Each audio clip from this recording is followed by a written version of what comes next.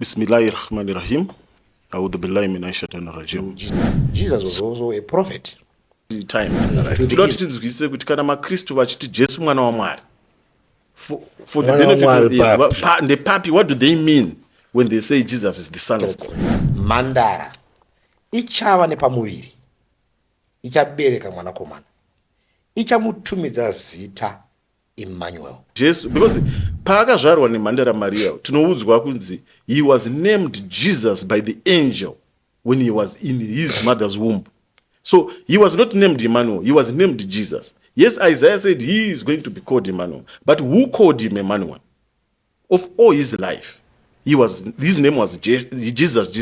In Aramaic, we have a lot of Emmanuels today. I think there's a popular prophet in Zimbabwe today his name is Emmanuel. Is he God? No. So the name does not depict the person kuti anga ari man. We have got even in our Shona, even in Shona, tinana anesu, tinana anashe. It doesn't necessarily mean that they are divine, those people. This was just a name. And so this iye kunyangwe anga akafanana na Mwari. Haana kuti kuenzana na Mwari wacho. Chinji inofanira kubatisiswa. Asi akazviita zvisina maturo, akazvitorera chimiro chemunhu. Akaitwa nomufananidzo womunhu. Vesiti akawanikwa nomufananidzo womunhu. Akazvininipisa akateerera kusvikira parufu iro rufu romuchinji. Yes, akapinda ari mupenyu. I think akapinda ari mupenyu. Akanovhura guwa nobva apinda imomo. Asiri akavhura. Chichakaitika. Akavhurwa. There was according to the Bible when he was removed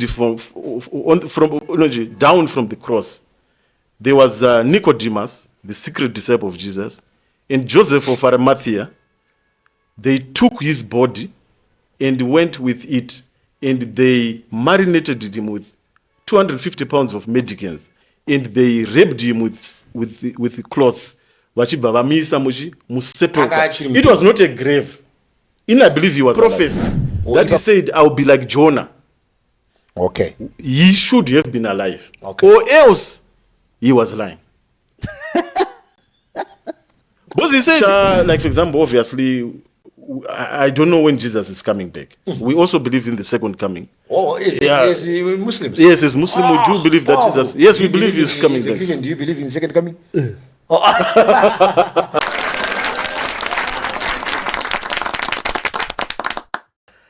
Right, Makadi muri Zimbabwe, and welcome back again. Panapa, pa uncensored. It's uncensored because panashinja tunati zvimbotaurike zvatofunga kuti maybe zvitaurike neimwe knowledge yatofana kuti wane muzuva ranhasi. Muzuva ranhasi handina maglass because zvinoda kuitika pana munofanira ndichiona nema naked eyes nekunzwa zvakanaka so that tinobatsirika. Last time ndakaita episode na Kingfisher tichikurukura wachitaura nezve chimuslim zvinofamba sei, tatino mabeliefs anga tinawo kuti vanobika raisi ravo nemvura inengageza zvitunha vakataura kuti no hakuna zvinhu zvakadaro, zvingori zvinyayanyayawo zvatiti nazvo mumastreets. Tatisingatozive musiyano wemachawa nemamuslim kuti vakasiyana papi, vakatitsanangurira vanhu vakadzidza ende vanhu vakafara zvisingaiti.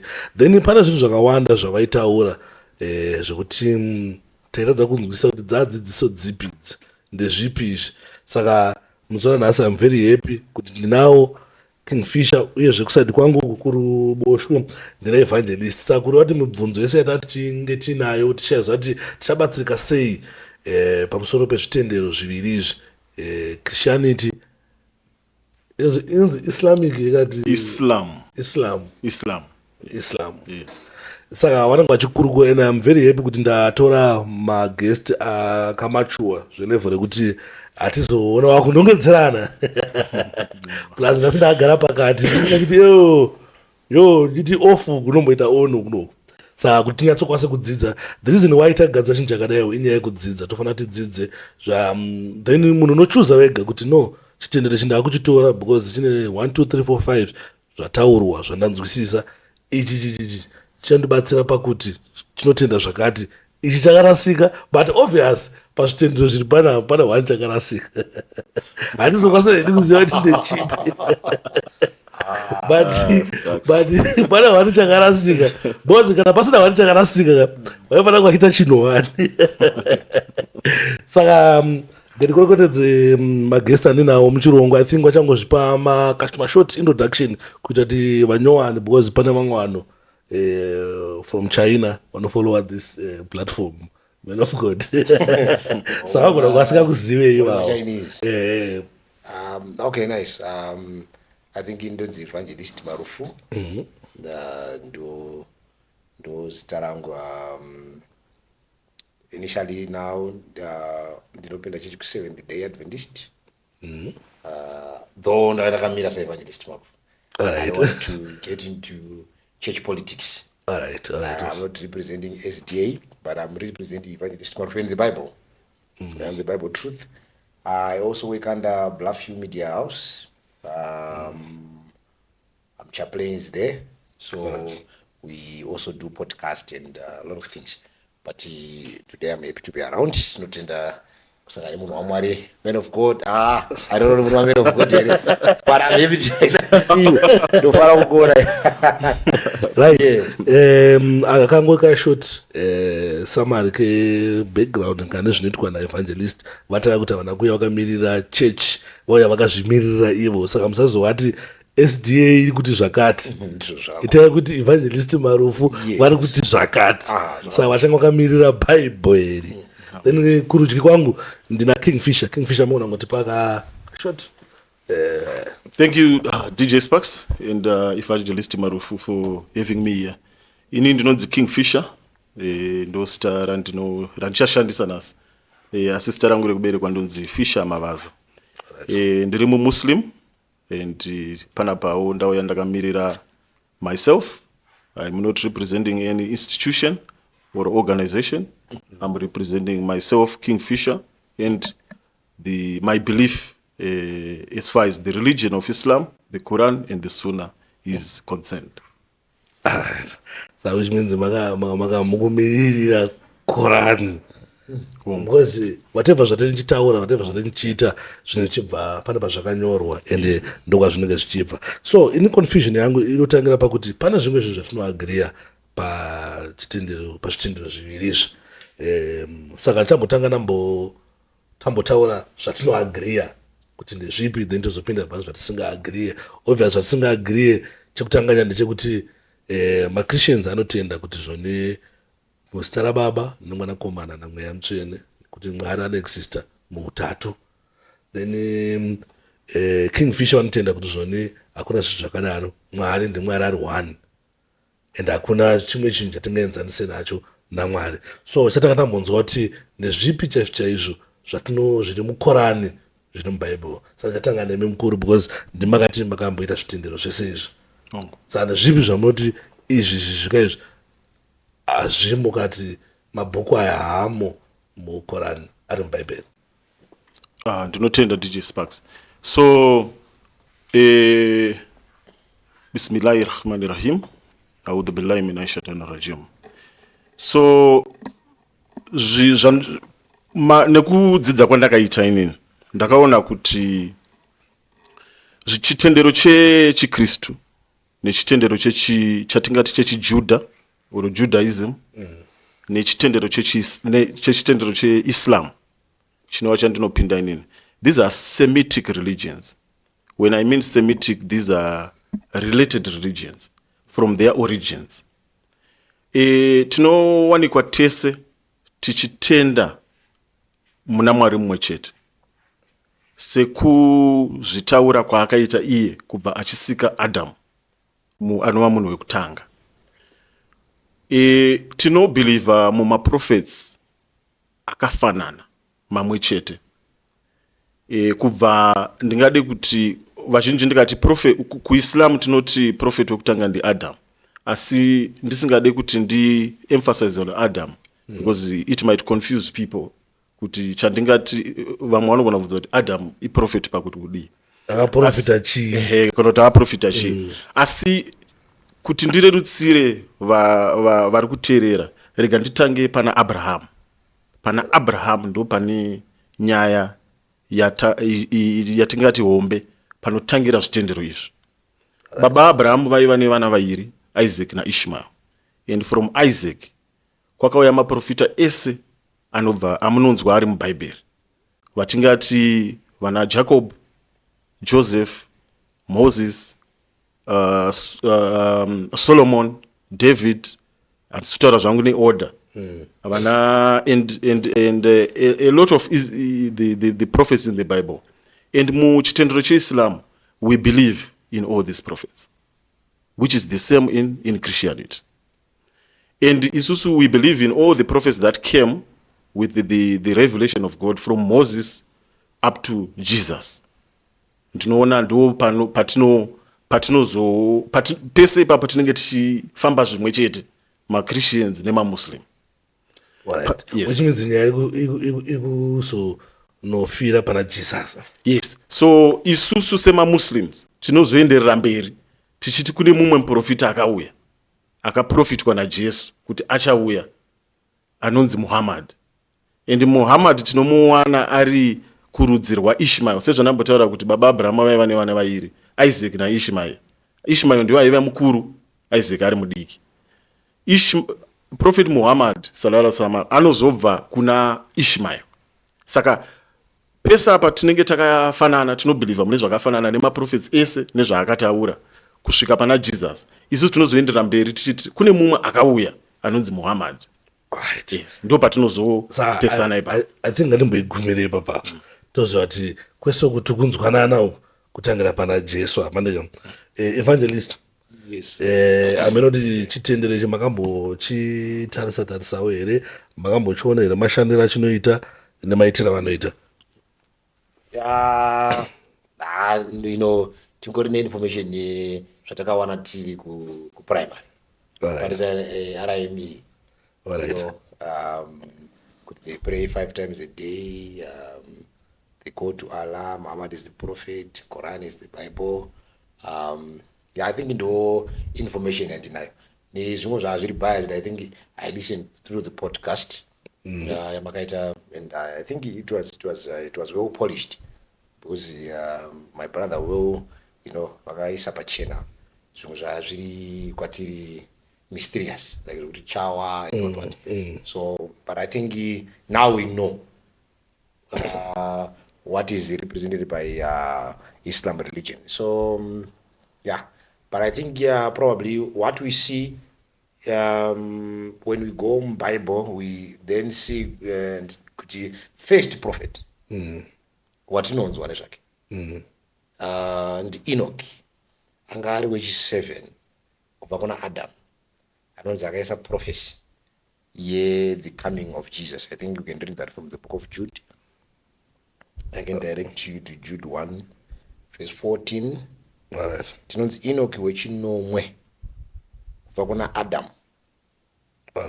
Akaprofita akati, tara Ishe achauya nevatsvene vake vane zviuru zvamazana kuti atonge vose nekurwa vose vasingadi Mwari pamusoro pamabasa avo ekusada Mwari. So ndiye munhu watiri kutanga kunzwa ari kunzi akaita prophecy, anga ari Enoch wechinomwe from Adam. So there is a clear verse inoratidza kuti Enoch was also a prophet. You see from Enoch akazvara Metusela akazvara Lamech akazvara Noah. Noah ndiye akaita Shem, Ham na Japheth. You then see after the flood panopera mvura yemurove, because vana Noah ndokapinda marika, mvura yakanaya, nyika yakaparadzwa nemvura. Bible rinotaura pana Genesis chapter 9 kudopa wakabuda muarika. Genesis 10 inotaura marudzi akuti vanhu vakutanga kumultiply, vachivaka vachisima macities, vana Nimrod. Now you take Ham, anonzi akazvara vana 4, Mizraim, Put, Cush na Canaan, vana 4. Pana Cush means black. Genesis 10 noti Cush akazvara Nimrod, ndiye munhu mutema wokutanga akazvara Nimrod anonzi akatavaka inonzi the Tower of Babel. You see Bible akutanga kutaura kuwanda kuvanhu. Then Shem ndiye ane vana vakanogara mumakomo vasina kuvaka macities, anonzi akazvara Paksad, Shera, Aberi, Serug, Reuna, Ortera, Abraham. Then we go pana Abraham. Information pana Genesis 11. Abraham paanoenda akasangana nemurume anonzi Abimelech. Genesis inotudza chapter 20 verse 7 kuti Mwari akaapproacha Abimelech paakatora mukadzi waAbraham Sarah. Alright. Akamutidzorera murume womukadzi uyu nekuti muprofita. Alright. Saka Abimelech was told kuti Abraham is a prophet. Saka Abraham anga ari muprofita. Ane prophecy here akapiwa. Abraham akapiwa prophecy yaona pana Genesis 13 verse 14 na 15. Prophecy kuti vana vako vachanogara munyika yavatorwa for 400 years. Asi ndichazoenda vasunungura 400 year period ndo ikutaura yekugara kwakaita muEgypt. Alright. Was Exodus 12 inotaura from verse 42 kuti vakagara for 400 years, 430 years vari muEgypt. Prophecy yangapiwa Abraham. So Abraham was truly a prophet. So it confirms to what men of Kingfisher. Kajara men of God. Kingfisher zvarutora. Abraham was a prophet. So I think yes. So there is an agreement. Iripo irikuratidza kuti references prophets. Vana Moses, they were prophets, and we go. We see my major prophets, my minor prophets, up to Jesus. Jesus was also a prophet. Alright. To the Israelites, tinozvata kuda kutanga kudhila netuma technicalities turipo. Jesu anga ari he was a prophet. Akatora kati muprofita agamuchirwe kune vanhu vake. He had also prophecies. Akataura. He was a prophet. There are also things that we need to look at. Godhood yaJesu. Alright. Kuti inofamba sei and etc. I think ndo kumukamnema kuzoenda takuona matei. Alright. So which means kwese uku tinowirirana kuti zvitendere zvimene zvichifambidzana kwese uku andika zvinozotadza kuzonzwanana pakuti kutangira pakuti Jesu ndiani. Hongu zvese zvataura men of God, zvataura evangelist Marufu. Of course ina handizozivo zvangu the Bible in detail. I salute his knowledge of the Bible. But yes, my prophets ese avataura kubva kuna Adam kusvika kuna Jesus. We believe in all those prophets. Alright. So which means nyaya hombe inotangira pakuti pakunzwisisa kuti Jesu ndiani. So I think ipo papo ndo pachatangira nyaya yedu tichanzwa kwamuri imi kuti munoti Jesu ndiani. Okay. Imi tonzwa evangelist kuti vanongogumira here pakuti Jesu muprofita chete. Alright. Jesu ndiani Kingfisher. Jesu mwana wa Maria. Jesu or Jesus in Arabic we say Isa ibn Maryam. Jesus is the son of Mary. He was born by a special miracle of God. The word of God spoke to Mary, we believe through the angel Gabriel, that and Jesus became without a man intervention. So this was a miracle that happened. And Jesus was born as Isusu Mukuran, we were told that Jesus was a prophet who was sent to the Israelites during their time of bondage by the Romans. And he was the Messiah. Messiah means the anointed, the appointed. Because it got some history, even I think in the Bible, we would know that the Israelites at the time of Jesus Christ, they were waiting for a Messiah to come. And there were prophecies in Isaiah, the prophecies in Jeremiah, who was talking of a Messiah that was going to come. And we believe as the Muslim that was Jesus Christ. Because even the word Christ is a Greek word from the word Messiah, which means the anointed one. So we believe that Jesus Christ was a prophet who was sent to the children of Israel, and he was the Messiah who was promised to the Jews. Yes. Evangelist, munowirana here nedefinition yapiwa apa yekuti Jesu mwana wa Mai Maria and the Messiah and akatumwa. Munoti Jesu ndiani weimimi? Because I know kuti nyaya hombe iri pakuti Jesu iye muprofita uyu akafa akamuka, and Muslims, they don't believe kuti Jesus akafa. Yeah, I think yes, Jesus was the Messiah sent pakati pemaJudha. You can read that even prophecy yakanga yapiwa Daniel is 70 weeks. Jesu anopiwa references the anointed one. Akazodzwa anditi achinzi achazoitwa pa week number 69 anozoitwa cut off rapakati and etc. kuti tiza 70 weeks. So you find that information ichitaura kuti Jesus is the Messiah. Messiah chinongoroti anointed one. So there is truth in that. There's also truth in saying that Jesus was son of Mary. Jesus akazvarwa naMary. So Jesu mwana waMary ndiani ada kuramba izvozvo. Hapana angaramba izvozvo. Alright. So which means kakusanzwanana pakanozouya mande pekuti Jesu uyu akatumwa kuzofira anditika ndopanera kuti I think ndokwati akuenda. But I think izvozvo zvekuti Jesu ndi Messiah zviri correct. Zvekuti Jesu ni mwana waMary zviri correct. Zvekuti Gabriel akauya zviri correct akataura naMary ndiani anoramba izvozvo. Luke 1 inotaura kuti Gabriel ndiye akauya 6 months after Gabriel ashandira Elizabeth. Because Bible inotaura 6 months later after Gabriel ashandira Zachariah naElizabeth baba John the Baptist akanongona naMary. There is that information. Yeah, it clear. So I think there's an agreement in that. Probably I don't know kuti takufana kuchipinda right but akupinda manje ndibe kuti akawire Jesu akawire and etc. Yeah. Okay. So I mean tombotangane kwa muri evangelist this time kuti tinzwisise kuti Jesu auya profita akabatsira vanhu akaita sei akazourayiwa akafa akamuka ndozvamuti ena ndizvo. Yeah, ndizvo Jesu akaurayiwa akafa akamuka. We believe that according to the Bible. Ndozvakanyorwa Sparks.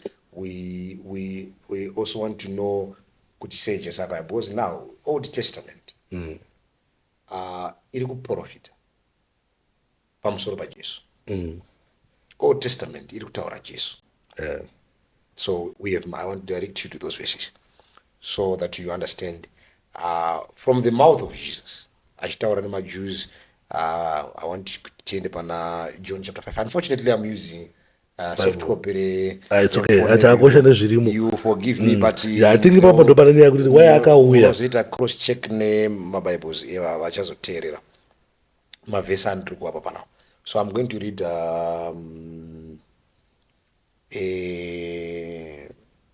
John 5 from verse 45. All right. So 47. Jesu akataura nemaJews amuti musati ndini ndichakupomerai mhosva kuna Baba. Mwari pachakupomerai mhosva ndiye Moses wamakavimba naye. Kana Jesu inini handisiri ndichakupai mhosva before the Father. Asi Moses wamakavimba naye ndiye munotenda muna Moses because maJews aitenda in those 5 books of Moses. Zviri stonji. All right. And the Pentateuch. Saka na kuti musati ndichakupai asi Moses wamakavimba naye achakupai mhosva. Verse 46 nekuti dai maitenda Moses mungadai mainditenda ini nekuti Moses akanyora nezvangu. Asi kana musingatende manyoro ake mungatenda seiko mashoko angu. Saka according to Jesus ari kuti munotenda Moses pari zviri kundinisa hamusi kunditenda ini.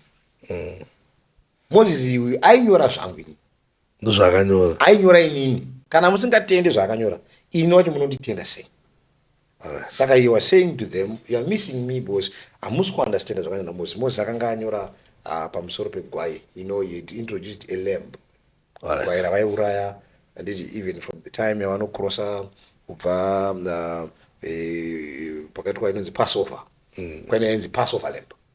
Jesu anoonekwa mana John chapter 1 verse 29 na John the Baptist achiuya kuzobhabhatidzwa. John the Baptist akati, behold the lamb of God. Tarirai gwayana raMwari rinobvisa zvivi zvenyika. Saka according to John the Baptist aitoti Jesu igwai rinobvisa zvivi. Saka anga akutaura kuti gwai rera munobaya rere iri rauya nawo ndiro ranga rakamirirwa. So we know kuti Old Testament yakanga ichiprofita Jesu. For example, I can also go testament ndokupa 2 verses, then probably mavhesi aya ndo anochitanga kuti tizoenda kunyaradza kuti Jesu ndimwari. Tiri kutarisa Old Testament. Old Testament ndio yatiri kuagreeya and ndio yamukuagreeya naye kuti ndo mufambiro ndomwe chete. Even New Testament, because we isusu sema Muslim, we believe the Quran is the last testament. You believe that there is Old Testament, then there's a New Testament. We say there's a last testament, which is the Quran, because the New Testament is dwelling on the life and the apostleship of Jesus Christ. And we Muslim, we believe that Jesus was an apostle of God, a prophet of God. So we also partly believe in that New Testament. We believe in that. But tinozongonosiyana pandangachida kuti maybe unge wapabata ndebe kuti tichibva kuti tabelieve kuti Jesus was a prophet. Tisatauya kuti mawira akaita. Ngatimbotanga tambotatisa kuti ndiani. Because we are now talking about the fundamentals of religion, the doctrine of religion. Because isusu Islam is a monotheistic religion. We believe in one God. That's fundamental. Christianity believes in 3 gods. Sorry, God, Trinity. They say 3. This is something that I want the evangelist to explain to us. So I would ask the evangelist to explain to us about the sonship of Jesus Christ, because these are some of the things that I touched last time. Today tizvise kuti kana maKristu vachiti Jesu mwana wa Mwari, for the benefit of the papi, what do they mean when they say Jesus is the Son of God? All right. No,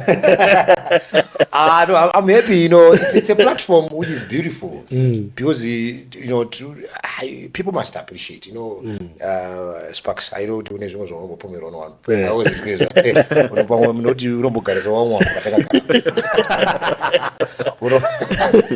but we can't run away from such a beautiful platform because only one. Which is beautiful. Because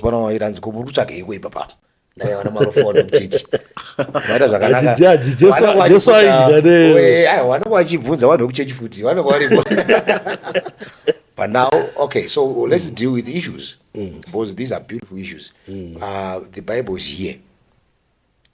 Now, when you read, there are 3 mysteries of God. There are 3 mysteries. In fact, I don't know the 3 mysteries of the Bible. Number 1 is the mystery of iniquity. All right. Mystery of iniquity, when a creature wants to become a god. Kuti Satan akasikwa. Mandika na Mwari. But Satan arada kuita Mwari. Arada kunamato. It's a mystery. Kuti chasikwa chiri perfect. Ezekiel 28 inoti wakanga wakakwana panzira dzako dzese. Kubva pazuva rekusikwa kwako. Kusvikira kusarurama kwaonekwa mukati mako. Andika until iniquity was found in you. Ukatadza ndikakudzinga pagomo dzvene raMwari. Information here is Ezekiel 28 from verse 13 to verse number 19. You get that information. So inonzi mystery yo yekuti iwo mwana wako wazvara anofuma achiti ndini baba panapa iwo uri chinhu ichocho chakakoma kuti utsana kuti anoti baba sei ini ndiri baba pana achiudza mukadzi wako ndinda baba pano iwo wakagara. So mystery of iniquity, you can't explain chii chakaitika muna Satan. It's just mystery and we are dealing with sin every day. Then toita inonzi mystery of godliness. Right. Mystery of godliness is when God becomes man. Chinhu chatinoda kutodiscussa pana chinhu ichocho chitori mystery. That's why chiine controversy kuti Mwari anonzi akaita munhu akauya akagara pakati pedu. So is it true kuti Jesus was God among men? Because nobody nyaya pandatirida kuti patiri kudhila nemaisha vanhu vaziva kuti bhaibheri inonzi mystery of godliness. Even at 1 Timothy 1 chapter 4 kuti this is the mystery of godliness, that God manifested as man. Kuti Mwari akaita munhu. Hazvigona kuti Mwari anonzi munhu. Hazviite kuti Mwari anonzi munhu. Zvakafanira kuti watora ndongopa example. I don't know if it is going to make sense. Kuti ione 200 liters dzemvura. Andika wodzitora dzakazara mvura. Wotanga kuchera 200 liters dzemvura. Wotanga kudzidira mu 5 liters. So kwana dzese. Pasina yarasika. from 200 liters to 5 liters ndo zvakafanira kuti Mwari anodzi anopfeka oita munhu. That's why subject ichinetsa, but pane mavhesi here ari 3 anoratidza kuti Jesu akanga ari Mwari ari kufamba pakati pevanhu. ndo pane nyaya ipapo. Ndo pane nyaya ipapo. So ngatishandise Old Testament kutanga, then tozoshandisa New Testament. Exactly. Saka chekutanga chiri clear chekuti ndawirirana na mukuvafisha kuti Jesu akazvarwa nemhandara Maria, kuti anga ari mwana waMaria. Saka Isaiah chapter 7 verse 14 inoburitsa here kuti Jesu ndiMwari aizozvarwa pakati pevanhu. So I'll use 2-3 verses in Old Testament just to clear, though there are many verses. Isaiah 7 verse 40 yanga iri prophecy inoti, naizvozvo Ishe amene achakupai chiratidzo. Tarirai chiratidzo chacho, mhandara ichava nepamuviri, ichabereka mwanakomana, ichamutumidza zita Emmanuel. Ando chiratidzo chamucharatidzwa naShe. Isaiah akanga achitaura mhandara ikanaita mwana inomutumidza zita rekuti Emmanuel. Saka ayo mubvunzo uripo usamhanye ba zvinofanira kuva clear. Saka mubvunzo ndokuti vhesi iyi yatawerenga iri kutaura zvaJesu here? Because ndo pane nyaya kuti vhesi iyi kutaura, because vanoti aiwa I would like to answer. So pari kutaurwa vhesi iyi ndoda kuti ndinoiwerenga futi muNew Testament pana Matthew chapter 1. Vhesi iyi yakashandiswa pakazvarwa Jesu, but inenge yakududzira zvimwe zvinhu zvatisina kuona. So same verse yo Matthew chapter 1. I know, I understand now. Brother Fisher is burning. Once again, before I finish. It's fine. It's heating up. It's fine. Matthew chapter 1.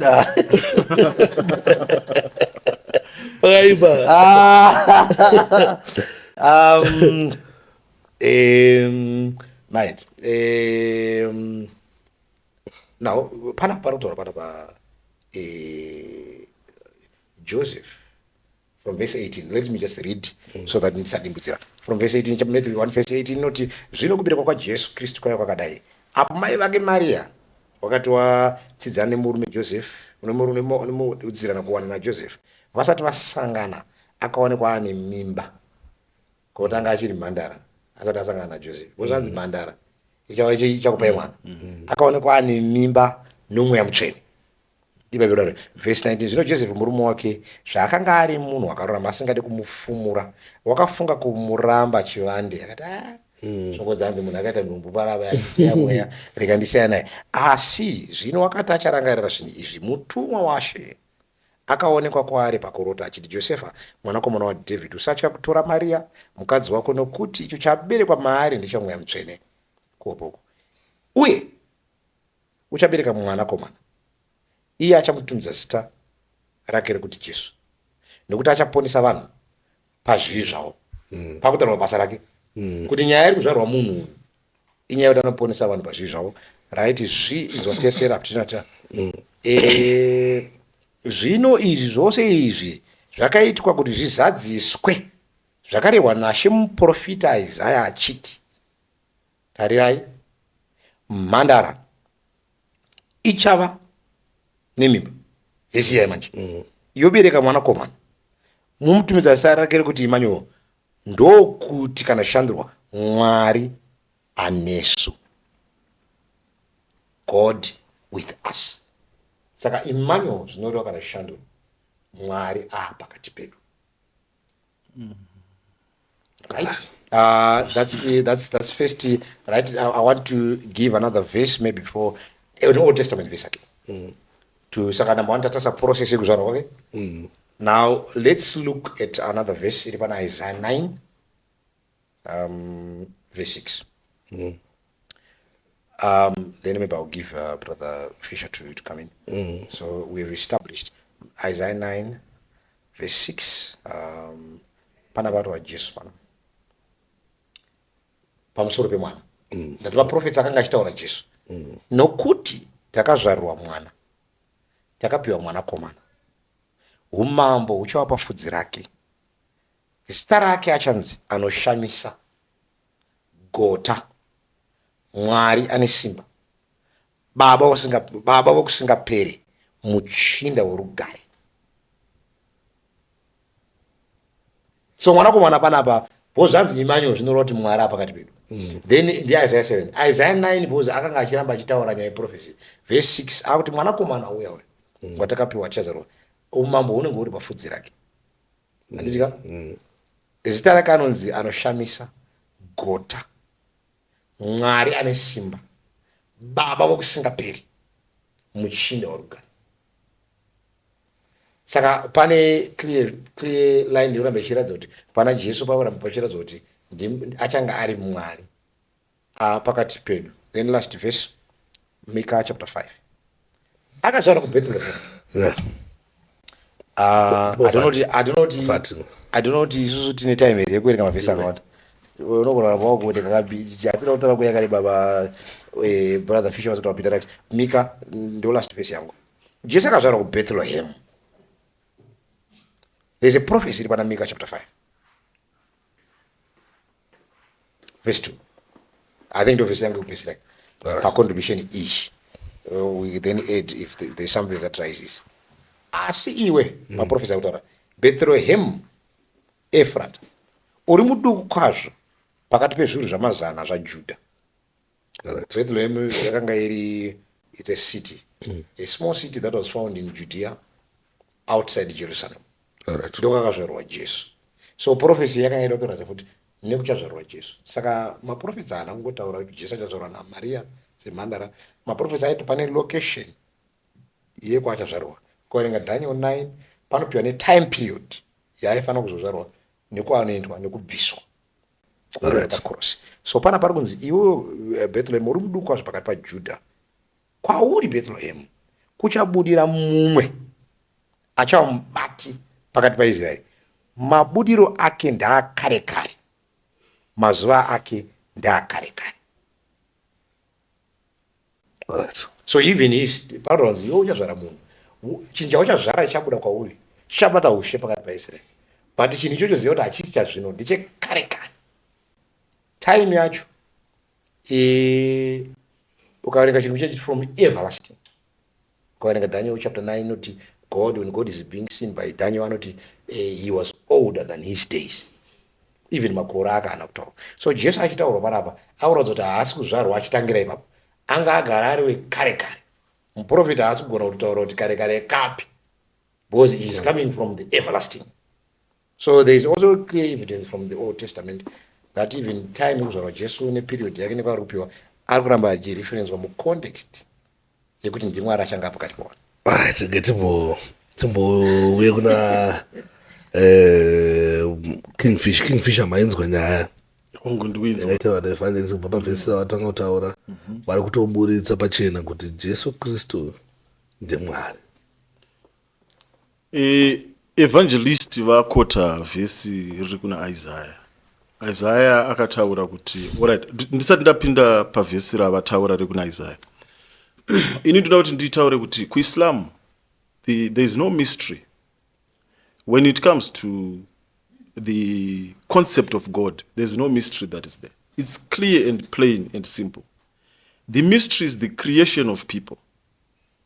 It's the people who created the mystery.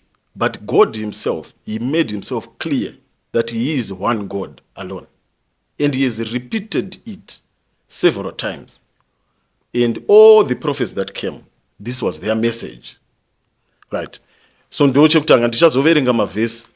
Mukurani mune sura irimo chapter, okay, inotaura kuti kulu wallahu ahad, Allahu samad, lam yalid wa lam yulad wa lam yakun lahu kufuwan ahad.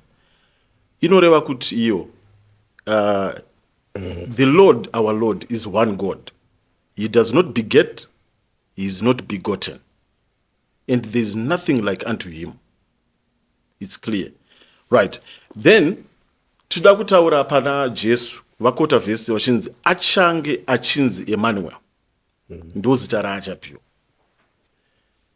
Izita kai rinonzi Emmanuel rinoreva iro. So the meaning of the name is God is with us. Mwari ave nesu kana kuti Mwari anesu. Handiti ini ndoda kubvunza evangelist kuti kana Isaiah akati achange achinzi Emmanuel, handiti ka ndoda kuti ndibvunze kuti pane here vhesi riri muNew Testament rinotiratidza kuti Jesu, because paakazvarwa nemhanda raMaria tinoudzwa kunzi he was named Jesus by the angel when he was in his mother's womb. So he was not named Emmanuel, he was named Jesus. Yes, Isaiah said he is going to be called Emmanuel, but who called him Emmanuel? Of all his life, his name was Jesus. In Aramaic, Yeshua, or Isa in the classical Arabic, right? Isa in Arabic, that was his name. Is there any point that he was called Emmanuel in his life? Because if Isaiah said he is going to be called Emmanuel, which means amai vake vakamudaidza sare kuti Emmanuel, but tinoona muNew Testament achidaidzwa sare kuti Jesus. So that's number one. Number two, Emmanuel, the meaning is God with us. It doesn't mean kuti the person anonzi Emmanuel is God. We have got a lot of Emmanuels today. I think there's a popular prophet in Zimbabwe today his name is Emmanuel. Is he God? No. So the name does not depict the person kuti anga ari man. We have got even in our Shona, even in Shona, tinana anesu, tinana anashe. It doesn't necessarily mean that they are divine, those people. This was just a name. So this is another question to the evangelist. So number one, there's no mystery. The mystery is the creation of people. Number two, the name Emmanuel is just a name. And there is no one who called him Emmanuel. His name was Yeshua or Isa. Number three, Jesus is not God, according to the Bible. Right. Tunema vesi andauya ndakanyora panapa. Toda kuti evangelist vanditsananguriro kuti when he says Jesus is God, these verses, what do they mean? So, Jesus, okay, so toda kuti tidzwise futi kuti how many gods are there in Christianity? Because they believe in Trinity, right? Deuteronomy 4, verse 39. Inotaura kuti that the Lord, he is God in heaven above, and upon the earth beneath, there is none else. Deuteronomy 6, verse 4, hear, O Israel, the Lord our God is one God. Then Isaiah 43, verse 10 to 11, that ye may know and believe me, and understand that I am he. Before me there was no God formed, neither shall there be after me. I am the Lord, and beside me there is no Savior. Right. These are verses are in the Old Testament. Ndoda kuti ndiende ku New Testament ndinotaura mazwi aJesu achitaura iye. Jesu anoti kuna Mark 12 verse 29. And Jesus answered him, the first of all the commandments is, hear, O Israel, the Lord our God is one Lord. Ndinoda kuzoti ndizotsigira kuna Paul. Paul anotaura kuna Paul ndiye akanyora Timothy, and you confirm. So anotaura kuna Corinthians, 1 Corinthians tsamba kuva Korintho anotaura kuti we know that an idol is nothing in the world, that there is none other God but one. Anotaura futi kuna Timothy, 1 Timothy verse 2 to 5. Timothy chapter 2 verse 5. Evangelist ndoda kuti munyatsoteerera vhesi because pane zvandoda kuti mundi explainere futi, right? Because vhesi iri richabata pa divinity ya Jesu Kristu ne sonship ya Jesu Kristu, right? For there is one God and one mediator between God and men, the man Jesus Christ. So I want you to look at the expression, the man Jesus Christ. So you explain to me all these verses that I was reading to you are in the Bible, both the Old Testament and then the New Testament. They are saying God is one God. There's no mystery here. And these verses, they tally with the Quran, they tally with Islam, that Allah is one. By the way, Allah is God. The word Allah must not surprise you, because we hear in the Bible that, you know, Elohim, which is Hebrew, Eli in Aramaic, and in Arabic, because these are Semite language, Allah. So when I say Allah is the same God, one God. So that's the question from me, Evangelist. Thank you very much. Well, I think, as I said before, Sparks, this is a nice podcast we have here. But okay, so kuti tidile nema issues aya. Tinofana kugadzira ground. Handiti. Tine zvinhu zvisiri kubatwa. Because pane chinhu chatiri kuti purpose. Handiti. Why do we need Jesus? Handiti. As human beings. Because now we are told to follow Jesus. What was the reason? So we know there was Adam. Ndianga ari Adam wokutanga. Adam wokutanga chii chaakaita. Romans 5 verse 12 ndoda kutopinzira mavhesi enyu, but ndichishandisa you see kuti ndiye ndichianza that. Romans 5 verse 12 anditika iri kutaura panapa zvakaitwa naAdam wokutanga, so that we know why we need Jesus. Romans 5 verse 12 saka zvivi zvakapinda munyika nemunhu 1, munhu mumwe, rufu rukapinda nezvivi. Saizvo rufu rwakasvika kuvanhu vose nekuti vose vakatadza. Verse 14, asi rufu rwakabata ushe kubva kuna Adamu kusvikira kuna Mozisi, kunyange nepakati pavasina kutadza tiri kungofa. Nokuda kwekudarika kwaAdhamu aiva mufananidzo weakanga achizouya. Saka vhesi kuti Adhamu wokutanga ndiye mufananidzo waAdhamu akanga achizouya. So according to this verse, we have two Adams. We have the first Adam, ari kunzi akaita zvivi, akapinza rufu. Now when people are sinful, people are dying. Zvakauya neushu. But hanzi uyu mufananidzo waAdam akanga achizouya. So is it true that we have two Adams? Vakorinde wokutanga chapter 15. I will not confuse you. You get the sense. Vakorinde wokutanga 15. Posta kupindura Jesu. Vakorinde wokutanga 15. Let me read bana. Verse number 47. Alright. Ere. Munhu wokutanga ndiwe nyika wevhu. Munhu wechipiri ndiye Ishe akabva kudenga. Mbuzo zvita na. Saiye wevhu ndo zvichaitawo avo vevhu. Saiye wokudenga ndo zvichaitawo avo vekudenga. NdiAdhamu ari kutaurwa apa. Verse 45. Zvakanyorwawo sezvichinzi munhu wokutanga Adhamu akaitwa munhu mupenyu. Adhamu wokupedzisira akaitwa mumweya anopa upenyu. Sapana Adhamu wokutanga ari kunzi akaitwa muvhu, naAdhamu wechitatu ari kunzi akaitwa mumweya. Yabva yataura kuti wokutanga ndiye wevhu, wechipiri akabva kudenga. Saka tina Adhamu akabva muvhu. Adhamu akabva muvhu ndiye anzi naRomans akatadza, asi akanga ari mufananidzo waAdhamu wechipiri. Saka basa isusu toziva kuti tese tiri vana vaAdhamu, because takabuda muchiuno chake. We came from Adam, or Adam zvinongoreva kuti mankind. Alright. So in Jesus is the second Adam.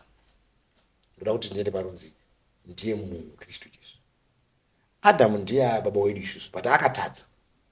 Restoration yezvakatadzwa naAdhamu zviri kuitwa muna Jesu. Saka in Jesus we are restored back. Ichokwadi here kunozviri kuitika. Romans chapter 7. Saka tinodhira naJesu at a stage yaanenge ari munhu.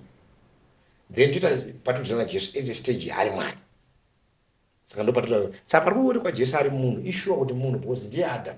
But mavhesi anoratidza kuti Adam akabva kudenga. Right. Saka Because pane mavhesi angachiverengwa na Kingfisher angachinyatskuratidza kuti hakuna mumwe. Mwari ndi one. Saka izvi zvinhu zvandoti because that is patataura kuti Jesu ndi Mwari, hatina kuti ndi Mwari akasweta Mwari pana. Takati ndi Mwari apakati pechinhu. Ndi Mwari apakati pevanhu. saka Jesu pane paari kudhira nemi ari munhu, Right. poita Jesu paari kuona ari Mwari. Ndikona kasinda zvangu ndaona kuti ndikanonoka kwanada kuenda nemi kutenda. Saka pane here patinonzwa Jesu iye mbune achitaura kuti ndini Mwari. Because I think mukoma Fisher wambotaura nyaya yekuti ndepapi Jesu paakamboti ini ndiri Mwari. Hapana patinotitsvaga kuti Jesu iye yacho akamboti ndiri Mwari here. Because I think kuti kana tasvika pa ndandoda kuti why I wanted to lay ndandoda foundation kuti then we brush all Saka ngatifambe naye. mysteries. Saka ngatifambe naye. Ndiko kwakasira anguda werenga verse rekutanga rinongoroza kuti Jesu ane here paanoti iye ndiye Mwari. Iye Jesu. Because mind kuti Emmanuel zvikuroti Mwari apa pakati pevanhu. Ndati mystery. So we actually discuss. Ndoyanza kuna mystery. Ndio saka zviri kunetsa kunzwisa. Kune vanhu vakawanda in certain religions. Because chinhu chakaitwa naMwari chikuru. Kuti Mwari akauya akasvotranslate kwakuitwa munhu.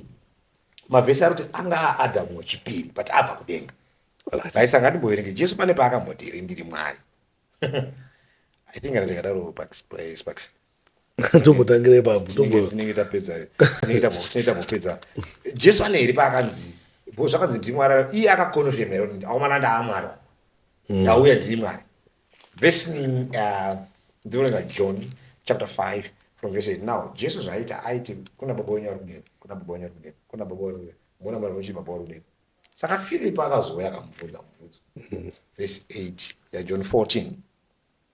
Filipo akati kwaari, Ishe, tiratidzei baba zvigotiringana. Ndayo chiimimika munhu utaura kuti ndakabva kuna baba. Chitiratidzei baba wacho. Baba ndiwo Mwari ka. God the Father.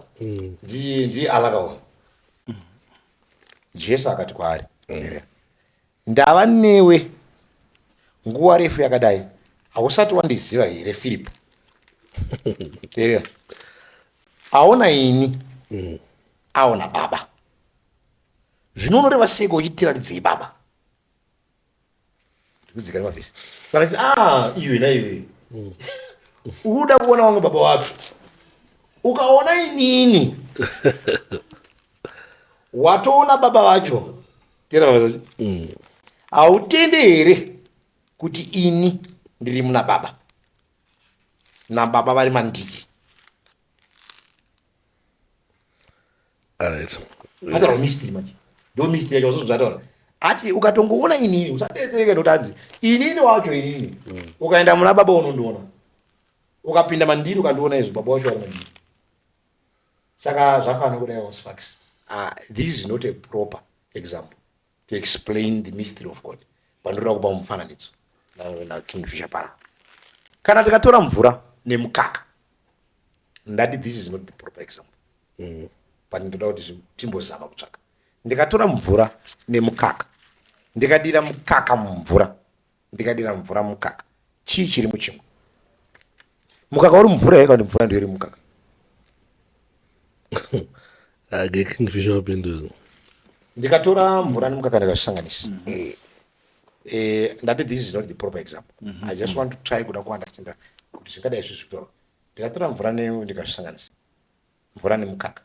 Chii chapinda muchimwe? Mvura ndiyo yapinda mukaka here kana mukaka ndiyo wapinda mvura?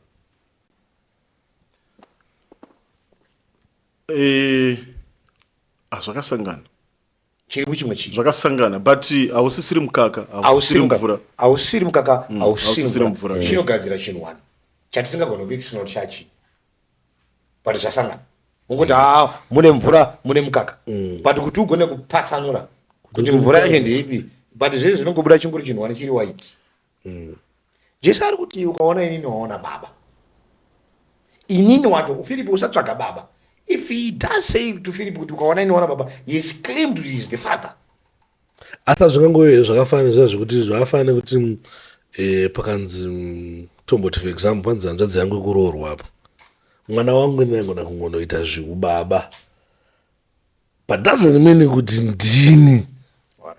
Asi anokwanisa kuplaya ma-roles ababa. Saka iwo zvawaita zvakanaka. Wada kurerutsa ndima yedu. Nekurerutsira vamwe. Saka inini ndinofanira kuva nevhesi yekupedzisira mepanyaya. ndopamwe mconfusion. Yes. Inondisapota kuti Jesu imwe vhesi inosapota zvandataura izvi muNew Testament. Right. Pana parikutaura naFhilippians chapter 2 verse 5 iri kuti ivai nemwoyo uyo wakanga uri muna Kristu Jesu. Iye kunyange akanga akafanana naMwari, haana kuti kuenzana naMwari chinhu chinofanira kubatisiswa, asi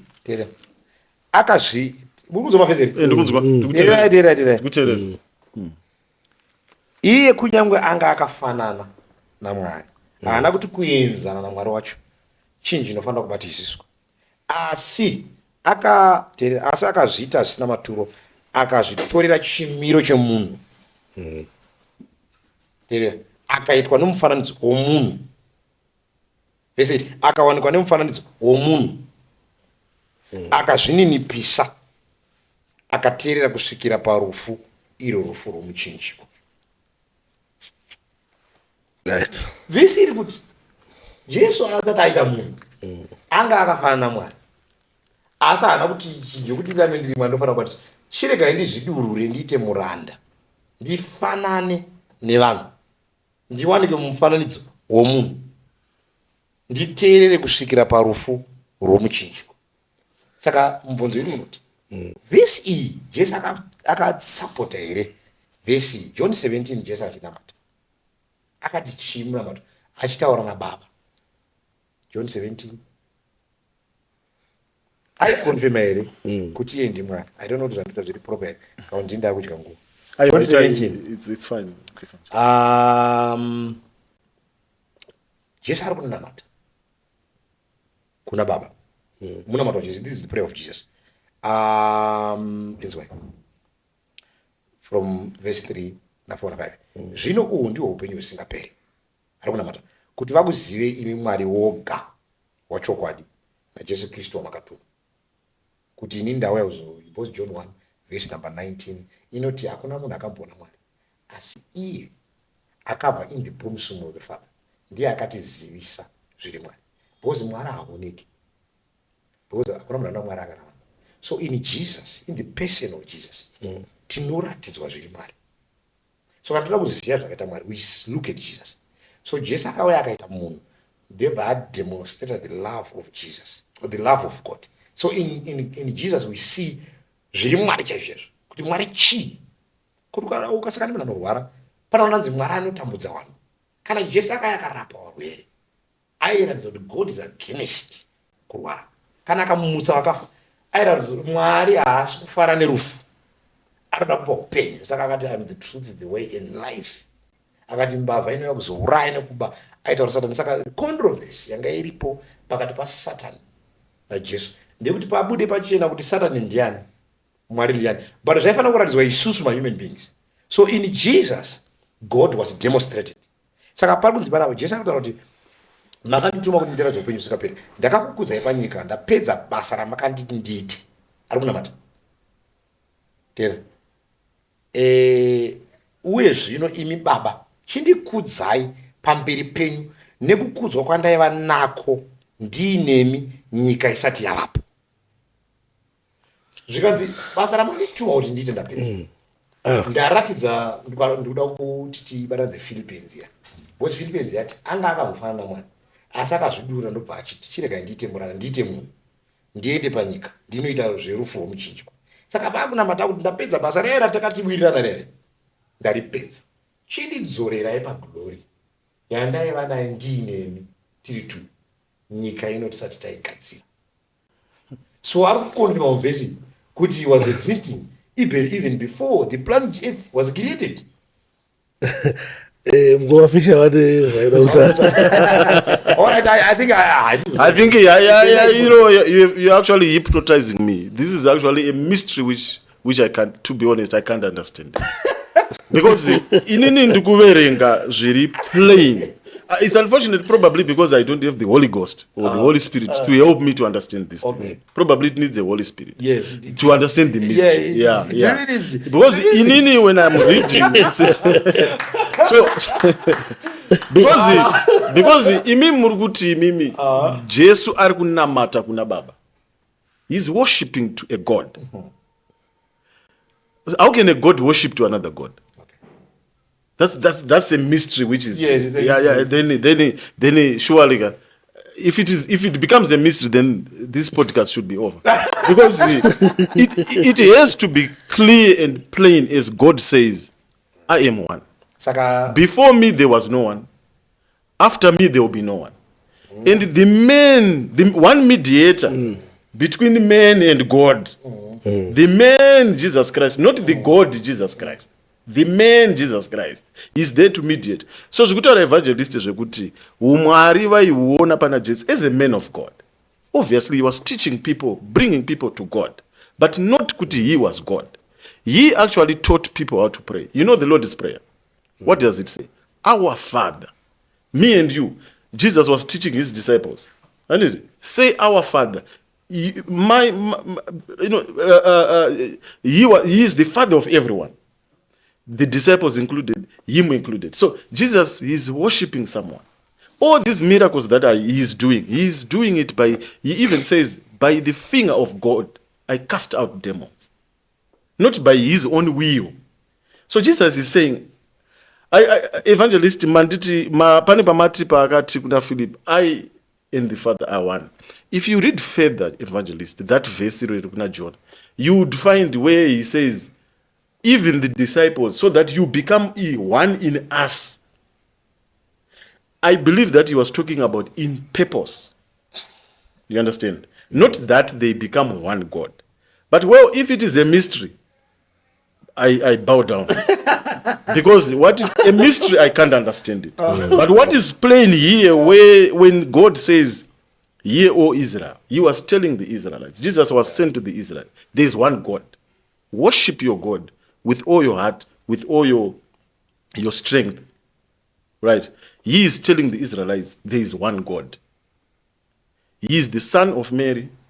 He is not God. There is only one God. What is a mystery? I can't understand it. So I think he maybe sparks. You won't want kanya metsi yangu. Ndachida kukulera ground. So that we decode the mystery. Now listen. Patiri kutaura kuti Jesu. Patoti baba mwana komana. Hawa azvisi zvini tu. Anditika zvakasiyana. That's what explain. Azvizvinto hakusi kuti ukasvikayo kudenga today unonzi ava ndiwo mwari wako wanonzi baba, ava ndiwo mwari wako wanonzi mwanakomana. Chinhu one.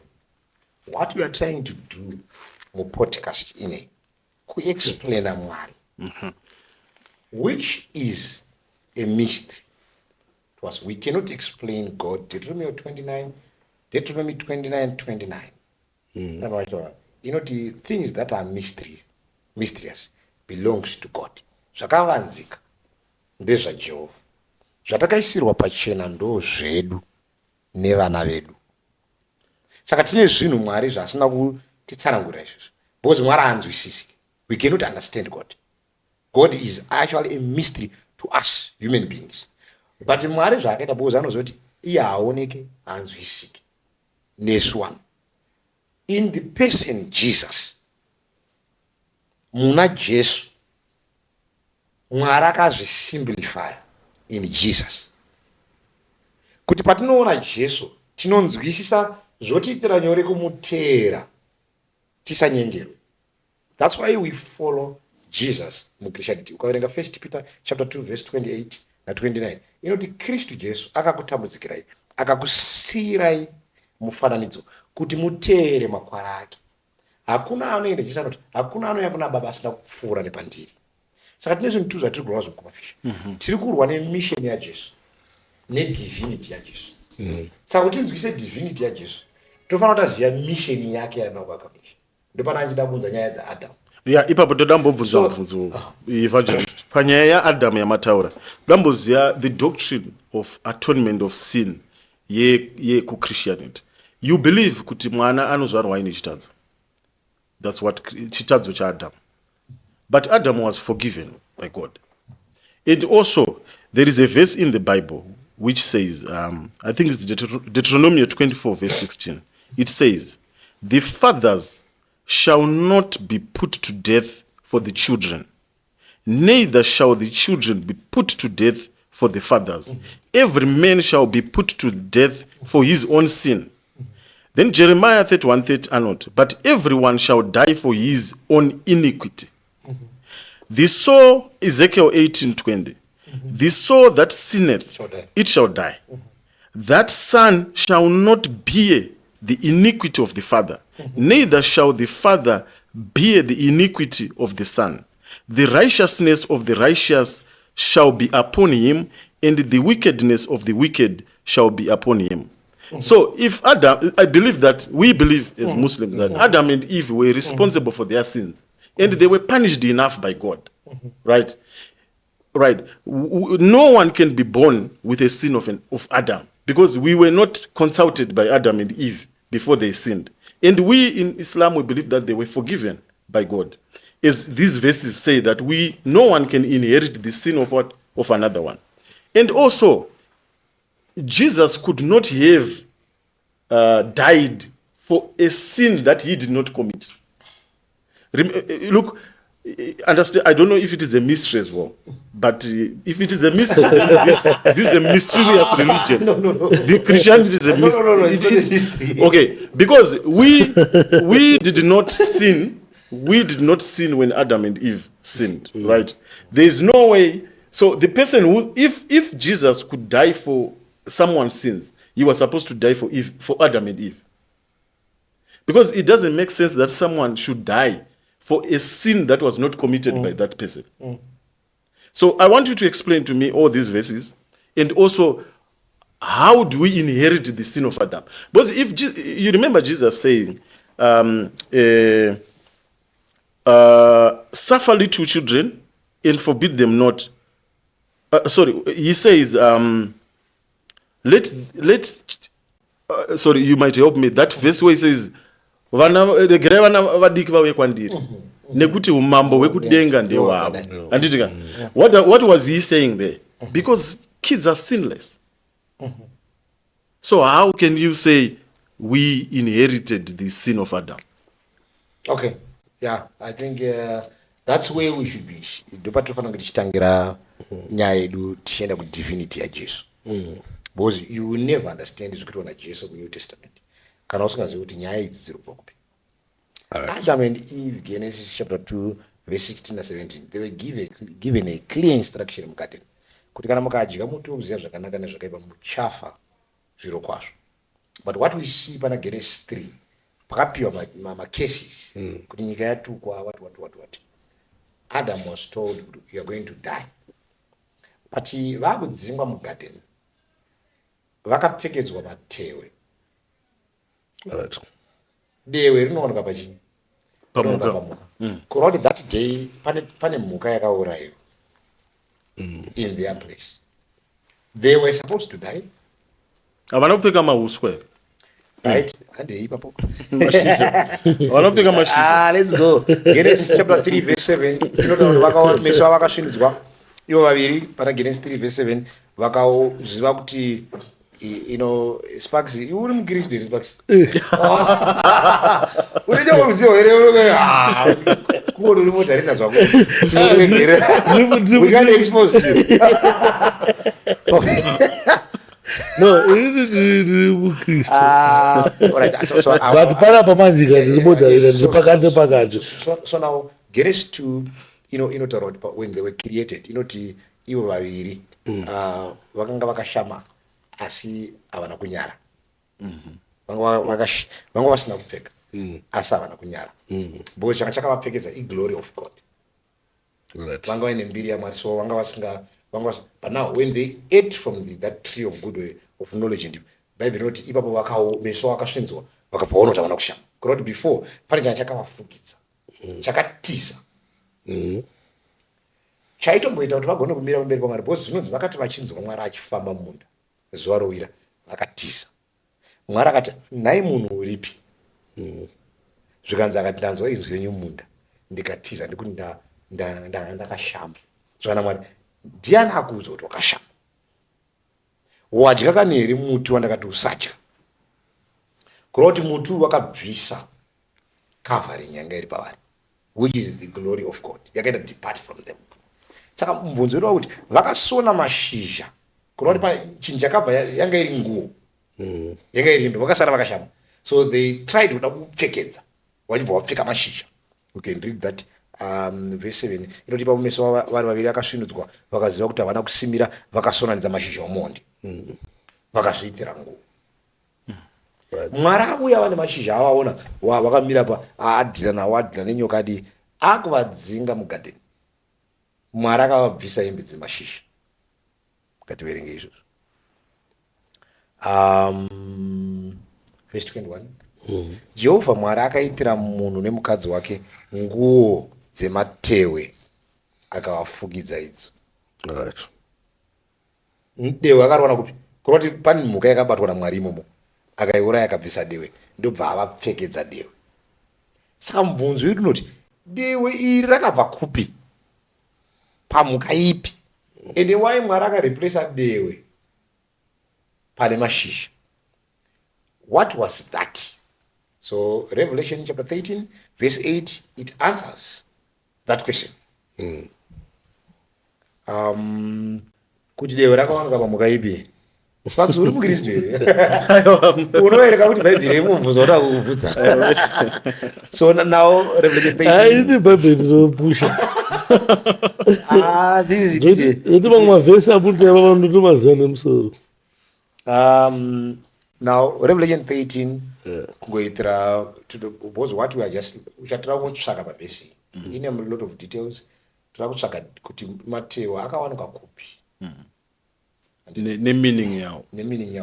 We know kuti patiri kuverenga kuna Genesis 3 nyika ichiri kutanga ndizvo creation ndopari kuvangwa nyika yatanga ndopatadza vanhu. Saka now Genesis Revelation 13 verse 8 iri kutaurayo under the mark of the beast nechichi nevanhu vachanyengerwa this beast and its mark. So iri kuda kutaura kuti igroup ripi revanhu vachanyengerwa, but now newapi wasingazonyengerwa. Right, verse 8 inoti vose vanogara panyika vachachinamata chikara chachionekwa, but havasi pane nyaya yedu. Ivo vose vasina kunyorwa mazita avo mubhuku regwayana. Andidika? Vanhu vari kunzi vachanamata chikara ichi chachionekwa ichi, vanhu vasina kunyorwa mazita avo mubhuku regwayana rakabayiwa gwayana iri kubva pakuvambwa kwenyika. Right. Saka taziva mani, saka pakuvambwa kwenyika pabeginning pano Mwari akabaya gwai. Kureva kuti Adam naEve pavakatadza, Mwari akati you must die imimi, because ndizvo ndakakuudzai munofanira kufa because maita chii, madya mutu. But hamuchafi today.